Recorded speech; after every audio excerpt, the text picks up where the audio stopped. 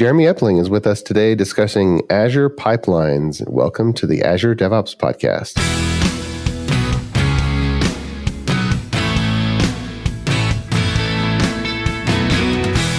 The Azure DevOps podcast is a show for developers and DevOps professionals shipping software using Microsoft technologies. Each show brings you hard-hitting interviews with industry experts, innovating better methods, and sharing success stories. Listen on to learn how to increase quality, ship quickly, and operate well.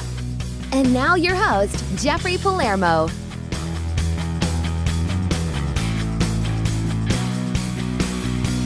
Welcome back to the Azure DevOps podcast. Go online to www.azuredevops.show to see show notes and other episodes. Today, we are speaking with Jeremy Epling. He is the head of product for Azure Pipelines and a principal group program manager at Microsoft. He's been a leader at Microsoft for over 10 years in various roles. And I'm really excited about this interview because there's so much going on in the DevOps space with Azure. So Jeremy, how are you, man? Hey, I'm doing great. Definitely excited to be here. And just like you said, we've had so many interesting announcements in the last couple of months. And then obviously with the Connect announcements today, a lot of cool stuff's coming out. Yeah, we're actually recording the day of Connect, and we'll jump into that. You've been at Microsoft for a pretty long time. What groups have you been in? What's your journey been there? Over 10 years now? Yeah, it's been over 10 years. I've been at Microsoft and kind of worked on a little bit of everything outside of hardware. Worked on Windows for a while, did some security work, did developer API work, some web standard stuff. Then worked on a bunch of consumer products like OneDrive, worked on Office 365 for a while. And then the last few years, I've been kind of in the developer services area, working on Visual Studio Team Services, which we've now rebranded over to Azure DevOps, and then not just rebranded, but added a whole bunch of new functionality on like the new user experience, kind of launched a bunch of new products like Azure Pipelines. So it's been an exciting time, especially these last 6 months or so. Awesome. So we are actually recording where some of the Connect sessions are literally still going on right now, and this is being published on a Monday. So Connect is actually last week when you're listening to it for listeners right now. And there's some pretty interesting announcements as it relates to Azure Pipelines. Can you give us the rundown of what things were announced? Yeah, definitely. So we had a couple new things coming out. Obviously, when we launched a couple months ago, one of the big parts of that was our GitHub integration and having a really compelling open source offer. So if you're doing any open source software, it could be on GitHub or it could be somewhere else.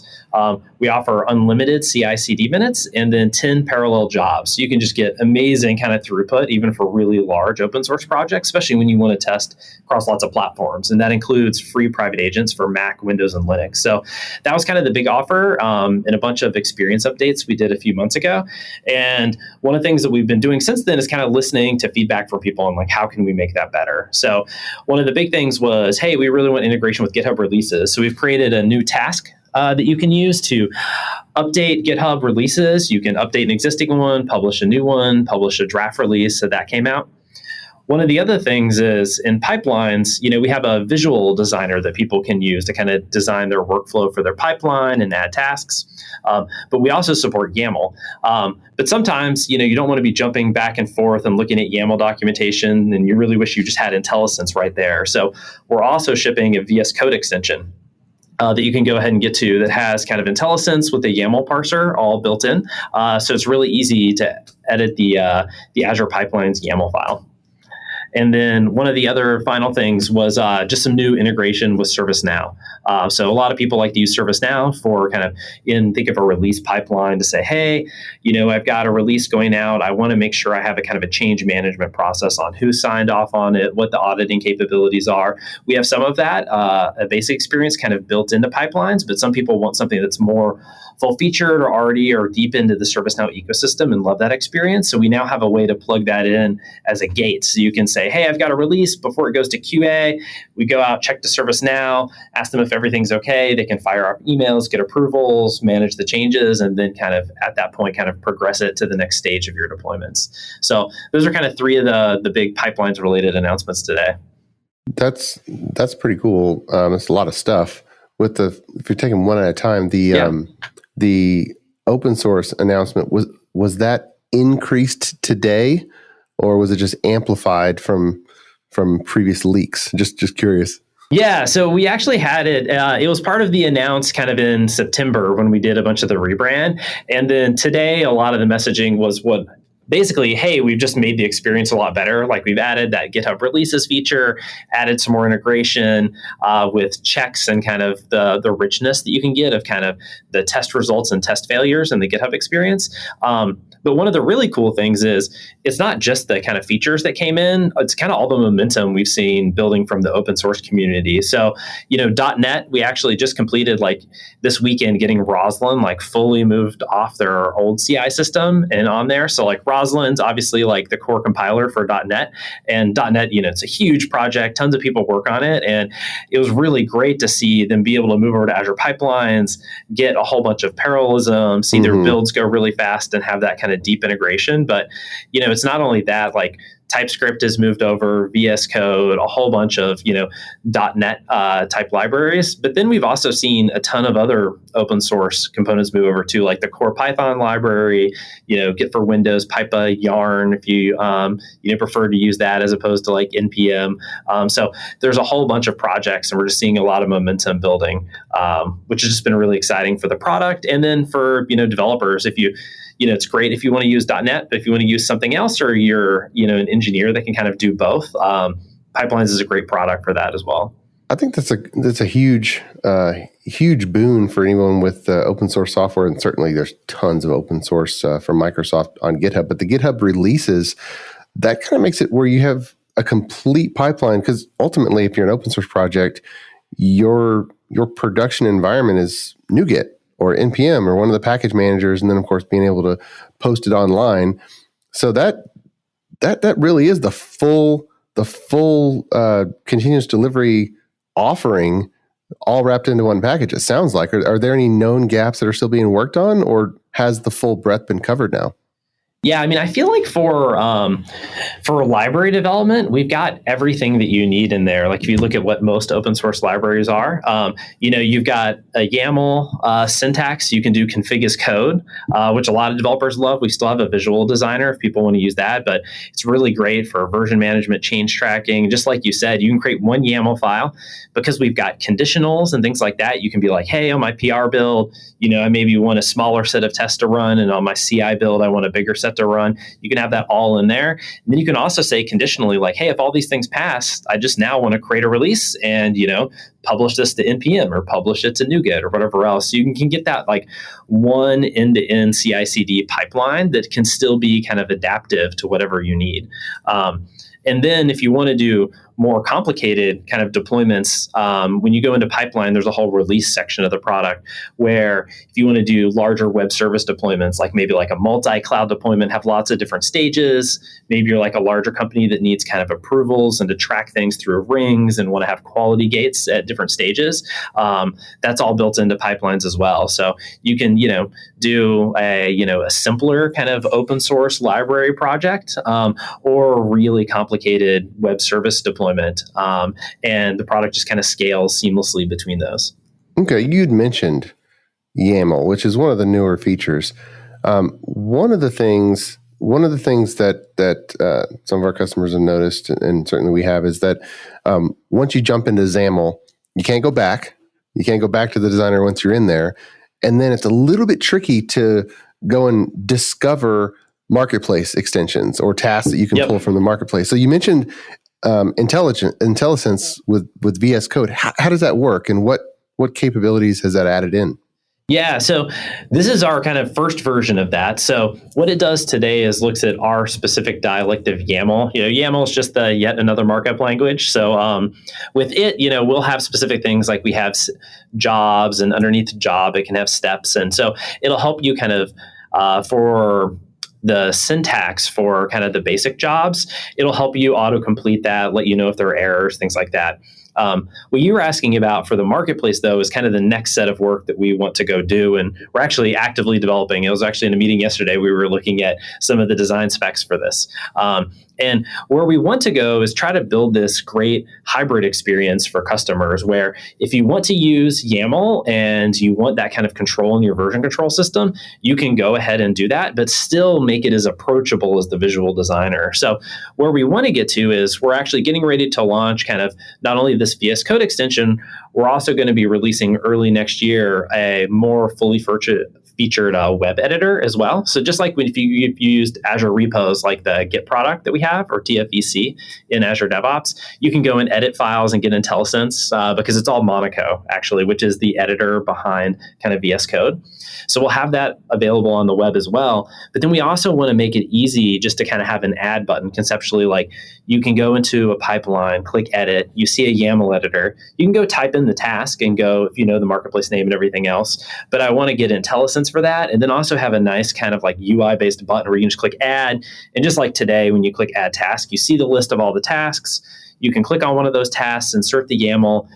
We've been playing around with things like maybe when you click the task, you can see the properties kind of like you can today, edit those, and then click another button just to insert all the YAML in. Because like you said, like we just want to make it more approachable. So it's not like you're constantly jumping back and forth between docs. It's that great kind of blended experience where, hey, you can still have YAML, still have your pipeline versioned in code. And you can also have a really approachable kind of WYSIWYG experience for getting started and adding like an Azure deployment or, adding Jest tests or Selenium tests or something like that. So you mentioned Monaco, which a lot of our listeners probably never heard that term before. You're saying that the same editor in VS Code is already in Azure Repos and is going to become the YAML pipeline editor in Azure Pipelines. Yeah, that's right. So if you think of VS Code, it actually, within Microsoft, was kind of birthed out of this project called Monaco, where originally the team was actually working on just building like a web editor. Like, what if we build a web IDE? And then with the advent of Electron and everything else, we're like, oh, let's just like package it up and make it an app. And, it just exploded. And like everybody uses it and loves it. Like I use it and love it. But one of the building block pieces was actually originally this thing called Monaco. And they actually maintain it as a separate repo on GitHub, so that if you want to use it just on your website, you can actually just host Monaco directly, and you don't get everything that's in VS Code because some of that's like client specific, but you get a lot of it like syntax highlighting, mini map, plugin for like a language service for IntelliSense and things like that. So that's what we host for the YAML editor, or what will be hosted for the YAML editor. And it's what we host today in Azure Repos. So if you go to Azure Repos and you click on edit, you'll get Monaco experience right there. It's a per file one. But if people just go to like the GitHub org and you go to like /Microsoft/Monaco-editor, you can go check it out there. And, I'm sure they'd love contributions to the project or your feedback. Well, let's take a little pause for a word from our sponsor. The Azure DevOps podcast is sponsored by ClearMeasure, a software engineering firm and Microsoft Gold partner, empowering development teams to be their best. ClearMeasure equips developers with the DevOps tools, methods, and automation necessary to focus on building their applications, rather than wrestling with builds, deployments, or environments. Click clear-measure.com to see whether a DevOps implementation is for you. All right, back with Jeremy Epling. So what you're saying is pretty phenomenal going forward. I'm just wondering how long it's going to be until people can use it. You're going to have a rich YAML editor right there in the build configurations, and you're going to be able to have IntelliSense on steps, and then also be able to discover what steps might be out there in the marketplace. Right? Definitely. Yep. And how about the release? How about the release hub? Because that's kind of historically been a separate piece. How's that coming along? Yeah, it's coming along well. We see just a ton of growth in that area of a lot of people using it, especially for like web service deployment, and for all kinds of different ones. Like sometimes it's .NET, sometimes it's Java.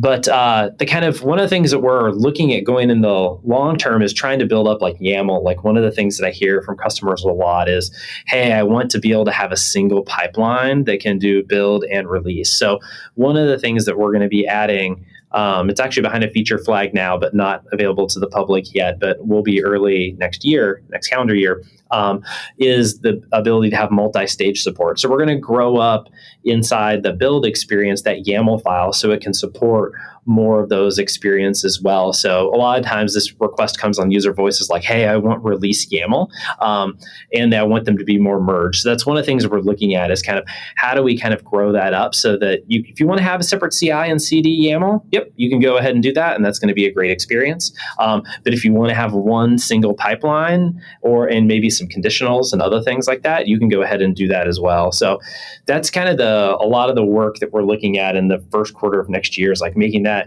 YAML editor great, the normal stuff like performance, customer feedback, and then also just trying to make that experience grow up. So we have just an awesome CD experience for YAML and kind of growing that up more for people.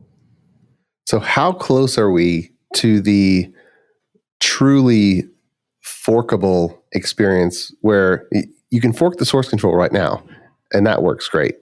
But if you create a new project, you fork it from an existing Git repo, and then boom, the entire pipeline, all the environments just get built up because it's stored in source control. And if there's ARM templates, if you stick in your Azure subscription, how close are we to that all-encompassing fork it all?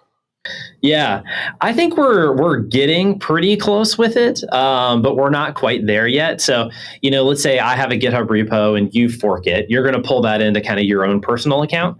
So you would still need to go and set up Azure DevOps on your account. So you could go and install our GitHub app. But once you install our GitHub app, at that point, you forked it. And because the YAML file is in the code, you've got the YAML file right there.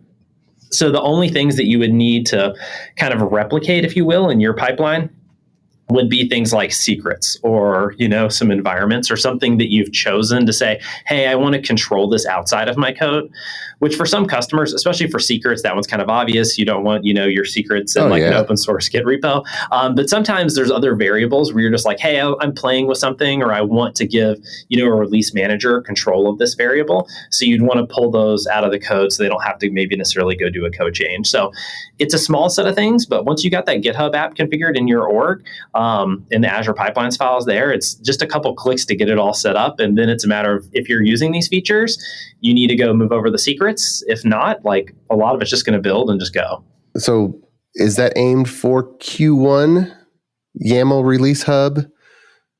Yeah, I think that it's definitely high on the list. So I hear the feedback from a lot of people. I'm not sure exactly when we'll get it, but that's it's definitely what we're working on now. So I can't commit to say, it'll definitely be Q1 or this thing, but yeah, it's high on the list, and we're definitely working on it right now.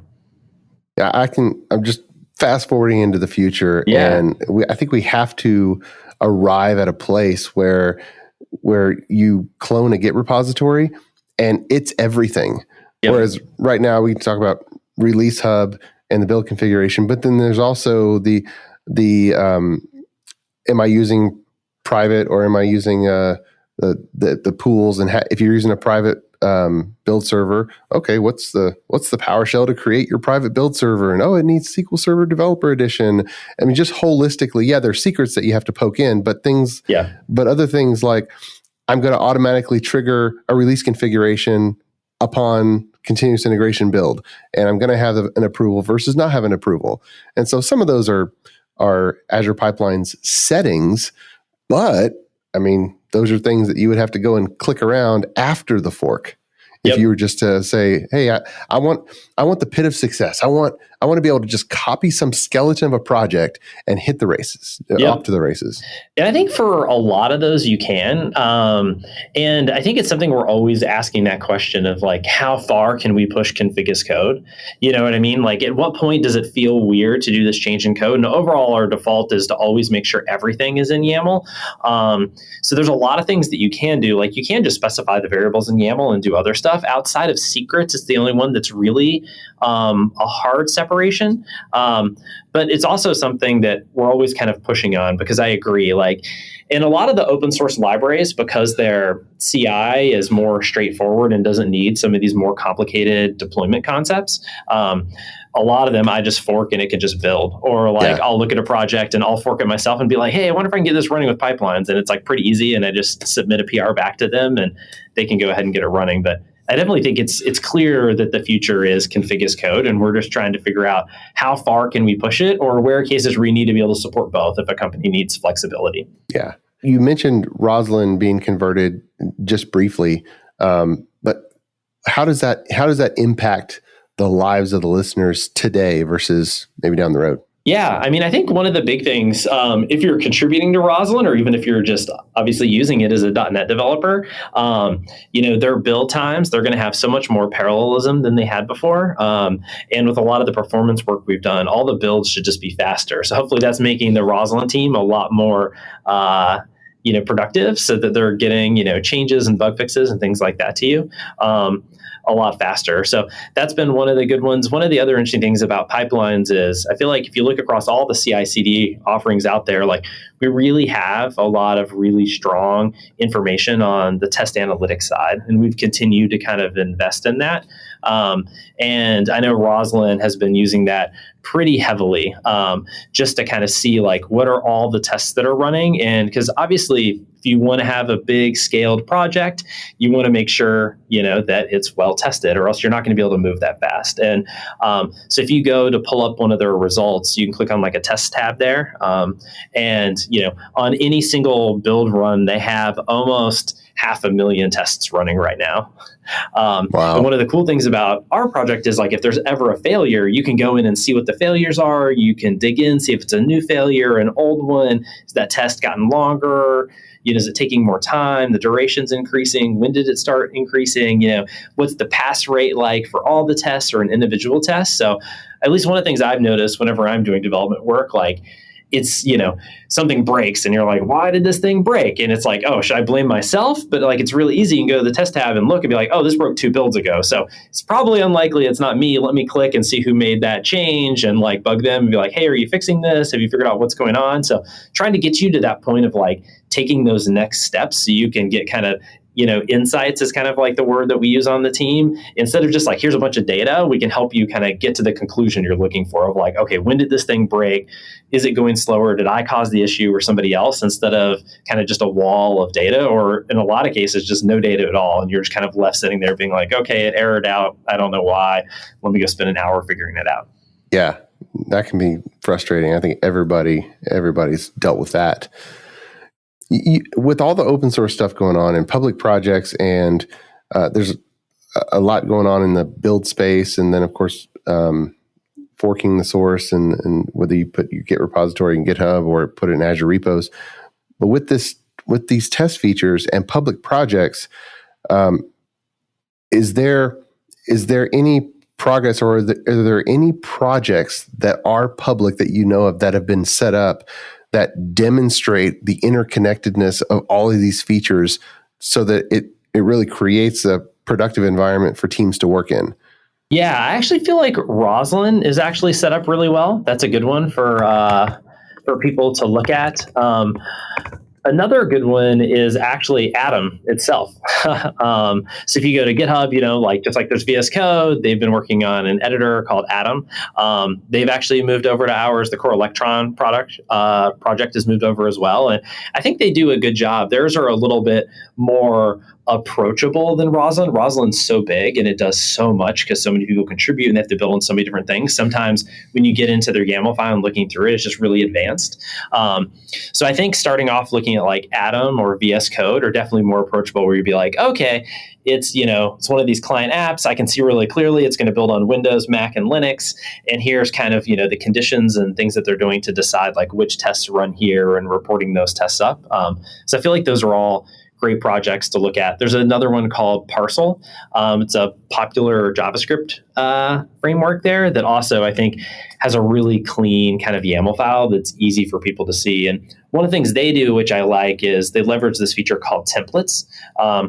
And what templates allow you to go do is to say, hey, just like using a function in code, you're like, hey, here's my YAML file, but I want to externalize part of my YAML file in another file. So, they would go through and the YAML file basically be like, hey, I've got jobs and I've got job like 1, 2, and 3. And, one runs on Windows, the next one runs on Mac, the next one runs on Linux. And then they can externalize kind of the common bits, steps, or like all the steps for those in separate files in case maybe you have to, you can't keep the build super consistent across all three, or you want to specialize it.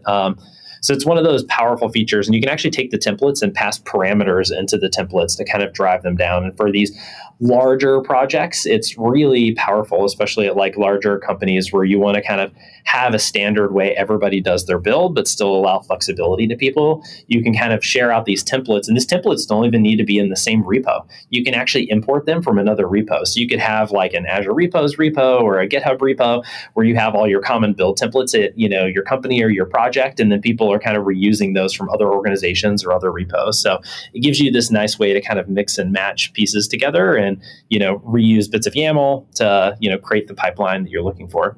Okay, so I found, you mentioned Atom is one of the three, and on the GitHub page for Atom, they have a link over to the Azure Pipeline for the show notes, dev.azure.com/github/Atom, ATOM. So they have that Atom nightly build running, and yeah, they definitely have a lot of activity going through here. All right, so that'll be interesting for everyone to look at. Yeah. Awesome. And is there a discoverable way to search or peruse public projects at this point? No, we don't have that today. Probably the best way to go do it if you're trying to see who all is using Azure Pipelines would just be to kind of search GitHub for it, and you'll find our YAML file and a bunch of the repos. But yeah, we don't have a way today in Azure DevOps to go do that.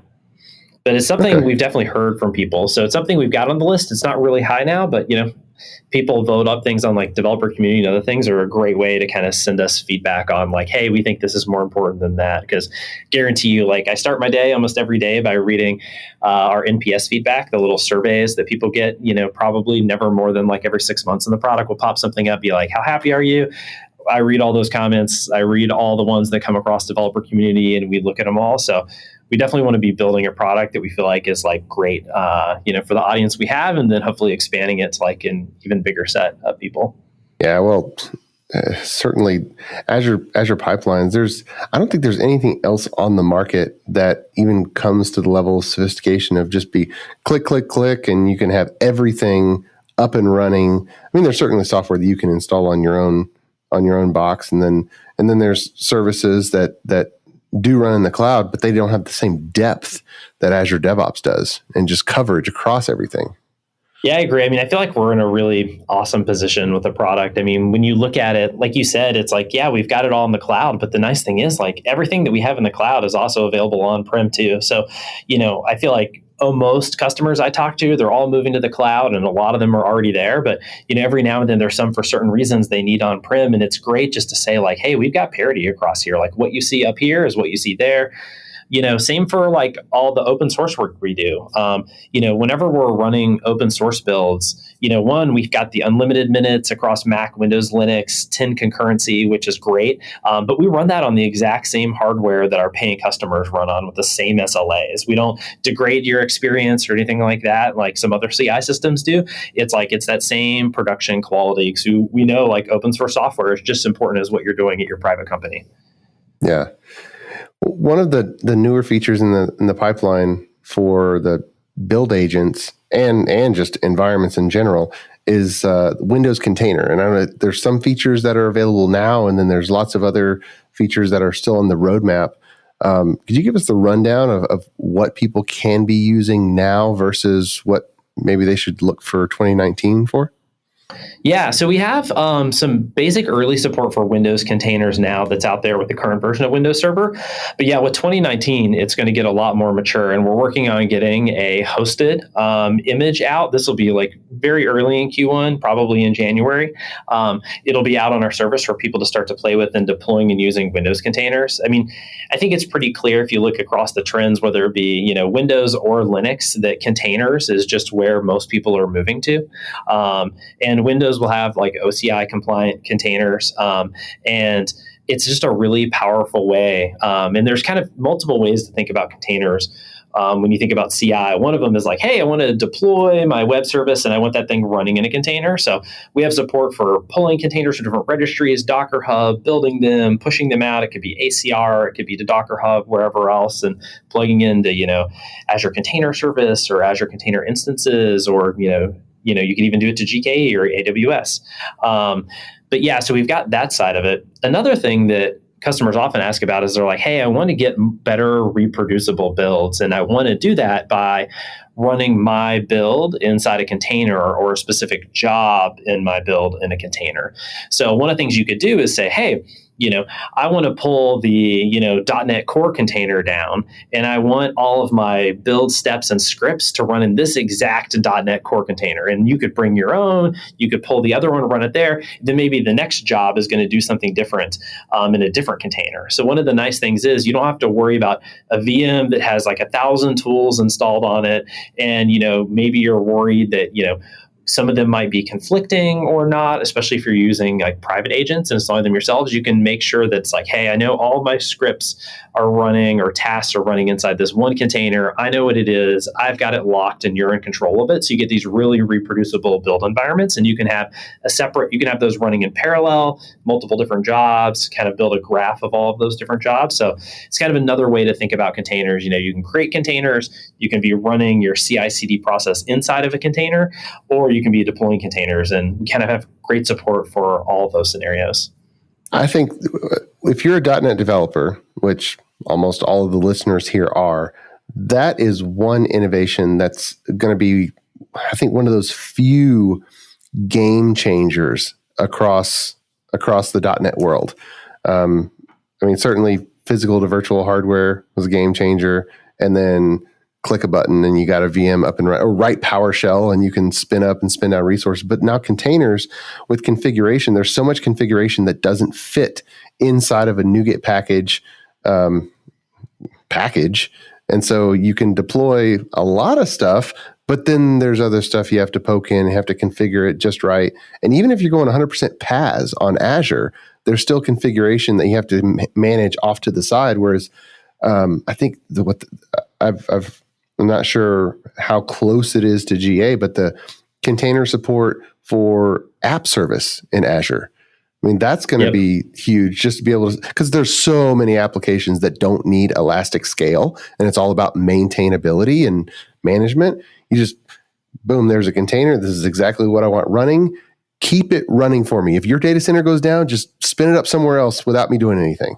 Yeah, definitely. And that's one of the things we've been investing in. Like, we have a built-in set of Azure tasks, and they all have support for pushing to ACR, ACI, like you said, app service. There's app service for containers. So people can kind of push all their containers up into those and deploy into those. And a lot of the work we're doing right now is to flush that out even more. So it's just a more seamless, easy experience for people to get it hooked up. And then, just continuing to flush that out so it gets more rich as like the Azure infrastructure and compute teams are adding more features. We want to make sure those are like instantly coming to Azure pipelines and involved in our tasks. Like, we definitely want to have a broad support and great support for an open source community and like working with any cloud. But, if you're betting on Azure, we want to make sure that you have the latest and greatest tools for everything that's coming out with Azure. And you also mentioned in Azure Pipelines, one feature that I don't see a lot of people talking about is the Windows container hosted agent in Pipelines itself. So can you give it, you select that versus a regular hosted agent. And I notice, maybe it's coincidental, but the Windows hosted container seems to shave off about 30 seconds of runtime off of a .NET Core total build with all the steps built in. Is that expected, or is that coincidental?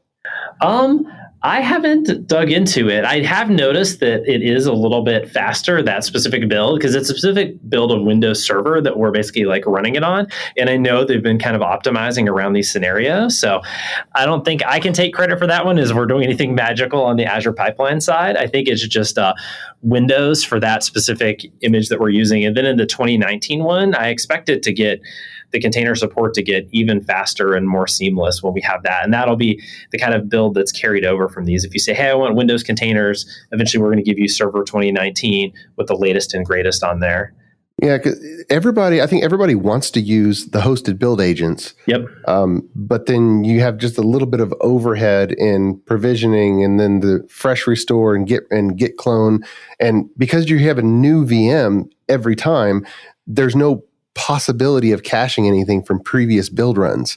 Whereas, for a lot of old timers like me who are using cruisecontrol.net with a sea of XML in 2005, it was pretty fast because you didn't have to absolutely clean your working copy every time, and you could have cached things that didn't make a difference from build to build.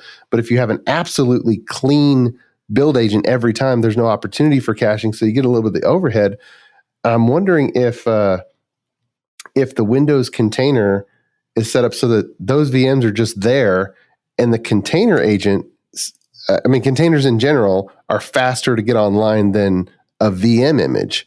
Yeah. So I'm wondering if natively we're just going to gain a number of seconds because of that architecture. Yeah, I think I'm hopeful we're eventually going to get there.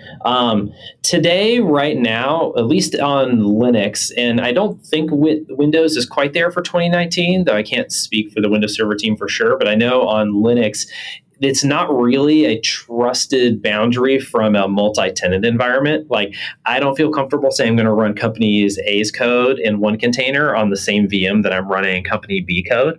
It's not quite there yet on Linux, and I think they're trying to get there, and there's a bunch of people that are active in multiple projects to get there.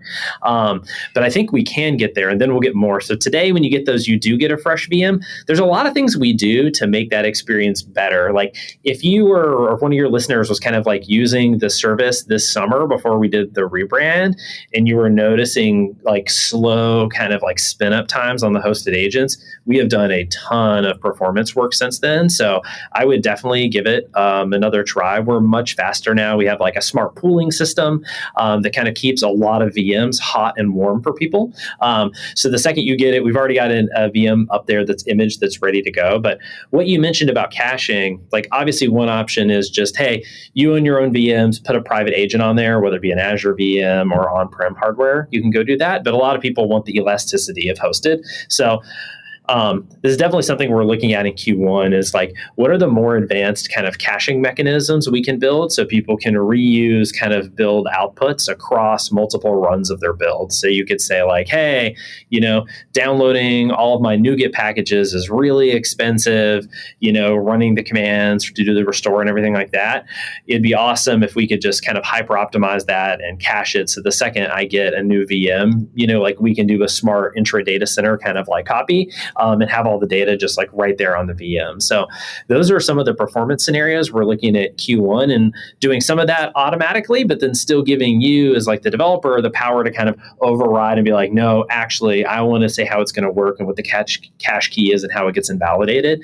I think these are all the types of things that we're looking at and want to ship out in Q1 to make that scenario easier for people. Because my gut, and people can always comment on like dev community or tweet at me. It's like Jeremy_Epling on Twitter. Because I'd love to hear feedback on this because it's an area we talk about a lot internally around, where do we want to go? Like kind of the two questions we talk a lot about is one of them is this notion of more flexibility in our hosted pools so people can pick their own VM SKUs, they could bring their own images, more caching and other things. Another option is to say maybe you do that or maybe you also say, hey, what if private agents, people just want to have private agents, grab their own VMs from Azure. They can pick exactly what they want because we're never going to be able to give infinite flexibility in the hosted pool, but we handle this elasticity for you. So you don't have to think you're not paying for all the Azure minutes of them all sitting around. We'll automatically spin them up and down for you. So that's one where, I'd love your opinion and other people's opinions on like what's more important, what more is more valuable to them as we're trying to work through prioritizing this stuff. Yeah. Well, there's, I think, a lot of potential here. With Windows containers, I know there's Azure Container Registry out there, and so if I needed a certain instance of SQL Server or some other dependency on my build server because of the architecture of my system, and I made a container that essentially was derived from one of the blessed images, and it was in my container registry, then I would just want to choose that as the hosted image and say, hey, whenever it's needed, just grab it and spin it up for me. I don't ever want, because the main thing is maintenance, security patches. If you own the whole VM image, then you have to maintain that entire operating system. With the container architecture, you can add dependencies, but you don't have to manage patching. Oh, I agree. I mean, I think as more people move to containers, the easier it is. And if your whole system lives in, Linux or Windows, that's great. The only reason I'm kind of always have Linux or VM images in the back of my mind is mainly because of Mac support. Like, there's no real native support there. And some of these open source libraries want to be able to build across all three. But I agree, the more all in you get in containers, and if you're focused on those on Windows and Linux, you can bring a lot of that. And one of the great things that we're adding support for is, like, not only, like you said, like, you can run your build inside a container and bring that in an environment. We're doing work to kind of have these, what we've called internally, sidecar containers. So when you spin up kind of a job, you can say, hey, I want all my code to run inside this container. But then a lot of people want to do, like you said, like DB testing. And they're like, on that same agent, I don't only want to have like the .NET container over here. I want to spin up like a SQL or a MySQL, some other containers next to it to kind of do some functional or integration testing right there, all in the same VM. But like, from my perspective, it's just containers. We're enabling you to do that kind of early in Q1 to go ahead and specify these different sidecars and kind of set up these configurations so that you can do this kind of database or integration style testing, again, all with containers. So you don't have to worry about downloading, installing tools, managing the agents, things like that.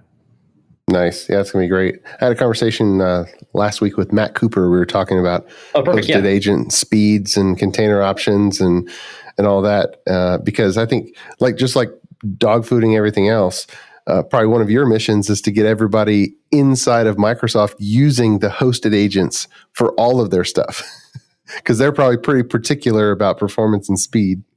Definitely. And Matt Cooper is actually the PM that's on this and working on that and the sidecar work. So he's a great person to talk to. Internally, we have pretty much every team everywhere is on Azure Pipelines. To some degree, we still have some custom infrastructure for building huge projects like Windows, where Azure Pipelines does the orchestration, the overall, but then we have this kind of super smart build engine called Domino and Cloud Build that we kind of kick it off and manage the test results and running it, but then it does advanced caching because, building Windows, it's so big, it can take a long time. But again, over time, just like you said, we're always working with those teams to be like, okay, what do we need to make hosted good enough for you? And we've gotten a lot of teams on hosted, but we're always trying to figure out how do we make it better. The latest push internally has kind of been a lot of compliance features on hey, what can we go do to make sure that it's easier to kind of audit the service and to give those kind of compliance controls so that customers can say, hey, I need to make sure antivirus or, this security scan runs on every single build. Is there an easy way to kind of enforce that across my organization? So it's one of the great things kind of about working at Microsoft is we get to build all of the tools for ourselves and solve a whole bunch of these cases at massive scale. And then customers can just take it and run with those and just trust that it's going to be able to scale to these really large numbers or large organizations. Yeah, and it works. It works. And there's so many people scaling things up. And then there's the crowd, the massive crowd of people that have maybe simpler software from a scale perspective, but it's just big. There's a lot of functionality and maintenance. The set it and forget it function is huge about not having to maintain all these servers for the infrastructure. And you can just say, hey, here's my app. That's my entire world. But if I build it on Azure DevOps and if I run it in Azure, it just works and it's reliable.